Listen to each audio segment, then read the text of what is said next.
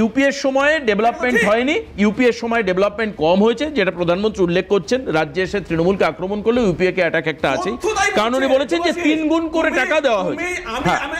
আমি এখন সারা রাত্রি বলে যেতে পারি যে আজকে আইআইএম বলো, আইআইটি বলো, আজকে এসে মেডিকেল কলেজ বলো, আমাদের রাজ্যে 11টা মেডিকেল কলেজ হয়েছে গত 10 বছরে, তার সিংহভাগ 85টা কেন্দ্র থেকে। আচ্ছা, বেশ, একটা মেডিকেল কলেজও এই কেন্দ্র দুহাত খুলে দিচ্ছে, ঠিক, কেন্দ্র দুহাত খুলে দিচ্ছে, কিন্তু মানে কাজের কাজ যেটা হচ্ছে না সেটা হচ্ছে তৃণমূলের তরফে মাঝখানে কিছু কাটমানি খাওয়ার অভিযোগ রয়েছে।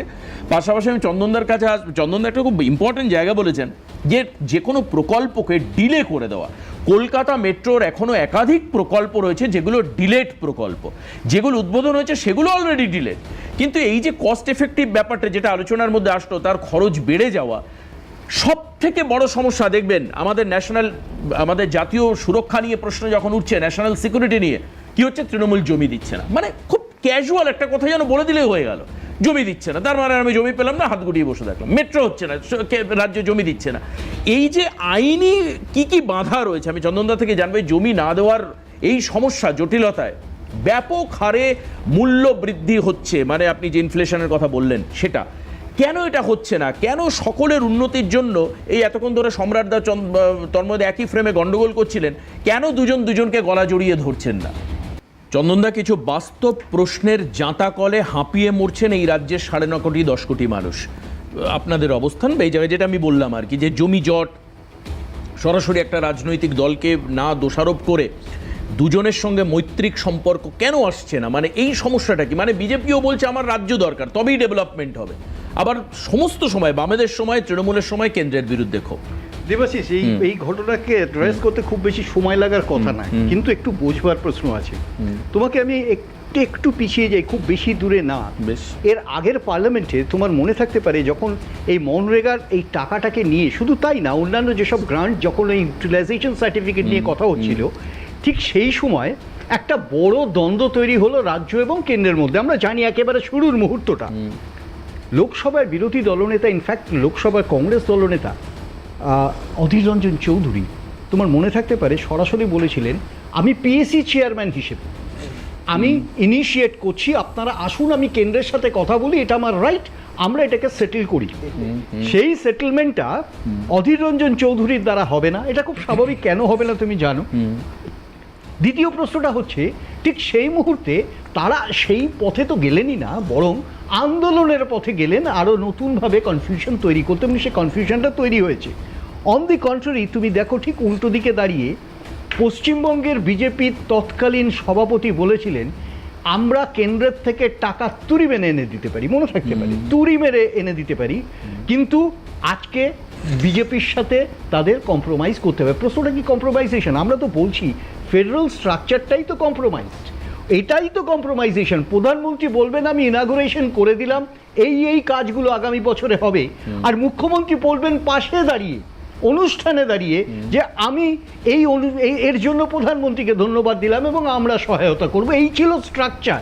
আমি তোমাকে একটু পিছিয়ে যাই, 1972 সালে যখন শুরু হয়, তখন না হয় পশ্চিমবাংলায় কংগ্রেস সরকার এই মেট্রো রেলে, কিন্তু 1984 সালে যখন বরকত গনি খান চৌধুরী, ইন্দিরা গান্ধী ওপেন করেন, বরকত গনি খান চৌধুরী রেলমন্ত্রী, সেদিন পাশে ছিলেন জ্যোতিবাবু।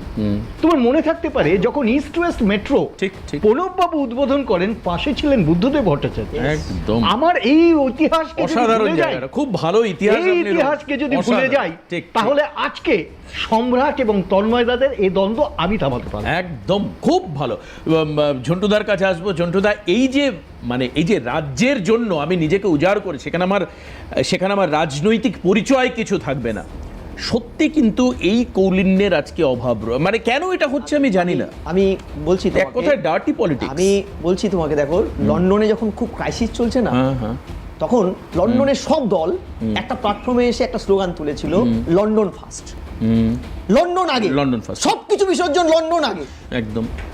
আচ্ছা ছেড়ে দাও, ভারতবর্ষের প্রাচীন ধর্মসাহিত্য তো বলে দেবাসুর মিলেই তো সমুদ্র মন্থন করে ইয়েটা তুলেছিল নাকি, একদম গরলটা তো- অমৃত অমৃত তুলেছিল তো? ভাণ্ড, হ্যাঁ কে ভাগ পেয়েছিল না পেয়েছিল পরের জিনিস, রাজ্যের প্রশ্নে আমরা আত্মঘাতী বাঙালি শাসক কেন একটা জায়গায় আসতে পারি না বলতো?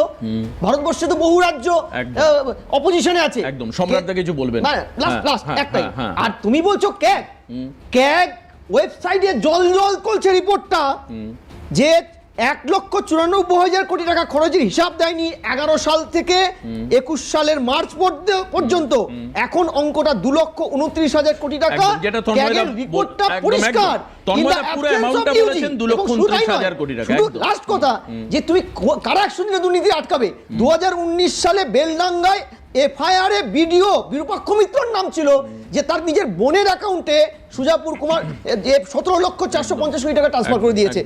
একের পর এক যারা রক্ষক তারাই যদি চুরিটা করে থাকে, কাকে কিভাবে আটকাবে 100 দিনে গরিব মানুষের কাজের টাকা বলো? একদম তাই। বিডিওর বিরুদ্ধে ওটা অভিযোগ। সম্রাট, আপনার থেকে একটা লাইন জানতে চাইবো, কিন্তু একটা বিষয় মনের মাথার মধ্যে আসছে যে এই যে যারা WBCS অফিসার বা সরকারি যারা প্রশাসনিক আধিকারিক, তাদের অবস্থাটা একবার চিন্তা করুন। কারণ কয়েকদিন আগে ইসিআই এর নির্দেশে সাসপেন্ড করতে হলো শেষমেশ রাজ্য সরকারকে। কি করছিলেন তারা? ভোট প্রক্রিয়াকে তারা ম্যানিপুলেট করবার চেষ্টা করছিলেন। অনেক কথা বললেও বাঁচানো গেল না। হয়তো এফআইআর হয়নি, ওই ডেটা এন্ট্রি অপারেটরদের বিরুদ্ধে হয়েছে, কিন্তু এরা যে যুক্ত এই সমস্ত ঘটনার সঙ্গে সেটা কিন্তু অস্বীকার করার জায়গা নেই আপনাদের। একটু চন্দনদার কথার পরিপ্রেক্ষিতে এক লাইনে একটু শেষ করে দেবো। সময়ও নেই আর একদম, মানে চন্দনদা যেটা বললেন যে বরকত গণিকান্ত চৌধুরী, ইন্দিরা গান্ধী এবং তৎকালীন সময়ে জ্যোতি বসু রাজ্যের মুখ্যমন্ত্রী বা পরবর্তী ক্ষেত্রে প্রণব মুখোপাধ্যায়, বুদ্ধদেব ভট্টাচার্য, আমি শুধু একটা কথা বলি যে এই রেল প্রক্রিয়া বা রেলের এই যে কার্যক্রমে কেউ কোনো বাঙালি কোনো ভারতীয় অস্বীকার করতে পারবে যে মমতা বন্দ্যোপাধ্যায় রেলমন্ত্রী থাকাকালীন তার ভূমিকা ছিল না? এক। দুই হচ্ছে কোন সৌজন্যতা দেখানো হলো যে রাজ্যের মুখ্যমন্ত্রী শুধু নয়, এই প্রজেক্টটা যখন চালু হয় অর্থ বরাদ্দ থেকে শুরু করে যে মানুষ তার তত্ত্বাবধানে করে ওটা, তাকে সামান্য সৌজন্য দেখানো হলো না। প্রধানমন্ত্রীর দীর্ঘ ভাষণে একবারও কৃতজ্ঞতা স্বীকার করা হলো না যে মমতা বন্দ্যোপাধ্যায় রেলমন্ত্রী থাকাকালীন এই প্রকল্পগুলোর বাস্তবায়ন হওয়া আচ্ছা, শুরু মমতা হয়েছিল। বন্দ্যোপাধ্যায়কে তো আমন্ত্রণ জানানো হয়েছিল। আমন্ত্রণটা তো 4 সওদাগর মনসা পুজো করেছিলেন সেরকম ভাবে, বাহাত দিয়ে আমন্ত্রণ জানানো একদম হয়েছে। একদম আমার জানি মনে না। হয় যদি তন্ময়দা, ছোট্ট এক লাইন। সঠিকভাবে আমন্ত্রণ জানানো হতো এবং অবশ্যই আজকে আর এই সৌজন্যের কথা নিশ্চয়ই উঠে হাতে পারতো। সময় নেই।